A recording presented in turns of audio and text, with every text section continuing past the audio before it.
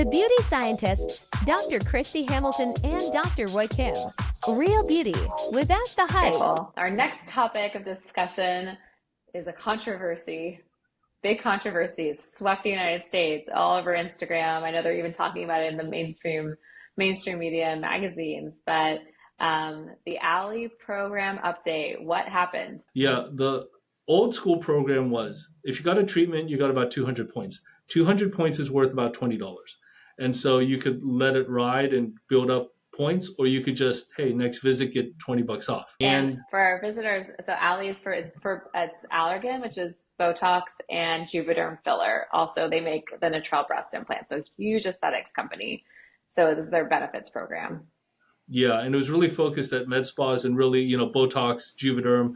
They do have skin medical cosmetics and breast implants, but I never had patients who said, hey, I want a breast implant and I want like 500 Allē points. No. I mean, everybody is sort of using it for Botox and Juvederm for the most part. Has that been your experience as well? Honestly, Allē is not even that popular in my practice. So this controversy has not hit me very hard, but I know it's been a tipping point for some people in terms of not offering it anymore. Yeah. So the new program, which started, October 1st, 2024, is you can get points, but the points don't easily convert to money. You need essentially about 5 treatments in a year to get the good stuff, Juvederm. You need 6 treatments in a year to get Botox. If you don't get 5 or 6 treatments, then, hey, you get like 2, 3 treatments, then you're going to get essentially skin medica skincare, which isn't covered by everybody. Not everybody has it in inventory. So the issue is, at least for me, the average patient's getting like 3 or 4 treatments a year, maybe 5 if they're lucky.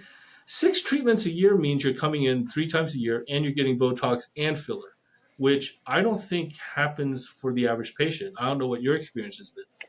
No, and increasingly we know that filler doesn't completely go away. So what I find is with patients, it's like if they're filler patients, we're getting them to a place where they're done. We've sculpted the cheekbones, the jawline. Maybe the lips are refreshing every once in a while, maybe dissolving after 5 years and redoing them. But you shouldn't, in my mind, be coming in for filler refills twice a year in general. And then, Botox is supposed to last 3 to 4 months. So why on earth would you be coming 6 times a year? And I think it's made it difficult for patients to reach that threshold where they benefit from the rewards. And then, of course, the big controversy was this used to be a gift from the company back to patients, and it really didn't affect what you or I were doing in our decision making. So we literally could do our plan, and then it was like a reward for patients. Great, that's a win-win. When they start gifting a service like a Botox treatment or a Juvederm treatment, that of course becomes very controversial because now they're stepping into our exam room. They're telling us what filler we're going to use. It may not be the appropriate filler for what the patient wants to do. And I also, personally, I told my rep, who I think is fantastic, but just as feedback, I was like, you're gifting our service.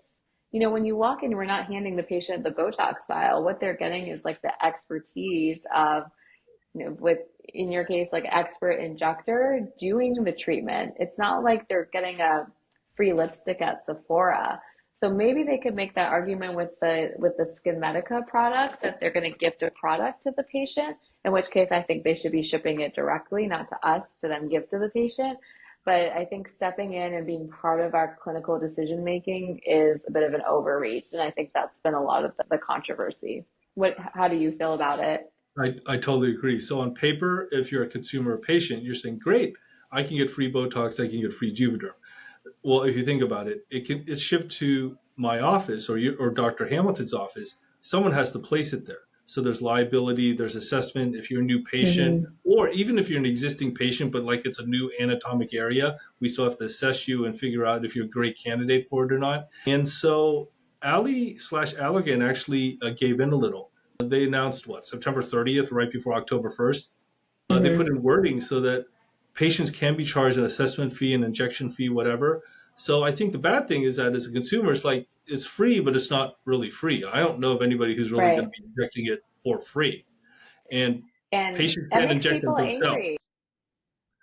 Yeah. So I don't know what's happening in your neck of the woods, but out here, a lot of plastic surgeons, med spas are strongly considering or have already dropped the Allē program. We thankfully we're not big users of the Allē program to begin with. So I don't think it's going to impact my practice too profoundly. But like even an interesting thing that happened was apparently I know that an email went out from Allē to patients because on the day before the new program started, and it said, "Hey, we had a patient call like, oh, I have 400 points."